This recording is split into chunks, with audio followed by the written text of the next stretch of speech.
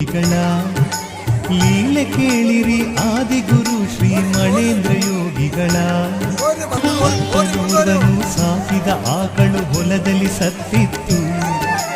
ಅಪಾರ ಮಹಿಮೆಯ ಶ್ರೀಗಳ ಕಿವಿಗೆ ಈ ವಿಷಯ ಬಿತ್ತು. ಭಕ್ತನೂರ್ವನು ಸಾಕಿದ ಆಕಳು ಹೊಲದಲ್ಲಿ ಸತ್ತಿತ್ತು. ಅಪಾರ ಮಹಿಮೆಯ ಶ್ರೀಗಳ ಕಿವಿಗೆ ಈ ವಿಷಯ ಬಿತ್ತು.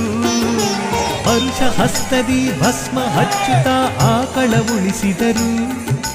ಹರುಷ ತಾಳುತ್ತಾ ಭಕ್ತರೆಲ್ಲರೂ ಗುರುಗಳ ಹೊಗಳಿದರು. ಕಲ್ಲಿನ ಆಕಳ ಮೂರ್ತಿ ಮಾಡುತ್ತಲೇ ಹೊಲದಲ್ಲಿ ಇರಿಸಿ, ಕಲ್ಲಿನ ಆಕಳ ಮೂರ್ತಿ ಮಾಡುತ್ತಲೇ ಹೊಲದಲ್ಲಿ ಇರಿಸಿ, ಅಂದಿನಿಂದಲೇ ಆ ಹೊಲವನ್ನು ಆಕಳ ಕಲ್ಲೆಂದು ಕರೆದರು. ಲೀಲೆ ಕೇಳಿರಿ ಆದಿಗುರು ಶ್ರೀ ಮಳೇಂದ್ರ ಯೋಗಿಗಳ. ಲೀಲೆ ಕೇಳಿರಿ ಆದಿಗುರು ಶ್ರೀ ಮಳೇಂದ್ರ ಯೋಗಿಗಳ. ಕಾರ ಮಾಡುತ್ತ ಶ್ರೀಗಳು ಹೊರಟರು ಕಾಶ್ಮೀರ ನಗರಕ್ಕೆ. ಸಂತಾನವಿಲ್ಲದ ಅಲ್ಲಿಯ ಅರಸ ಶ್ರೀಗಳ ಬಳಿ ಬಂದ. ಸಂಚಾರ ಮಾಡುತ್ತ ಶ್ರೀಗಳು ಹೊರಟರು ಕಾಶ್ಮೀರ ನಗರಕ್ಕೆ.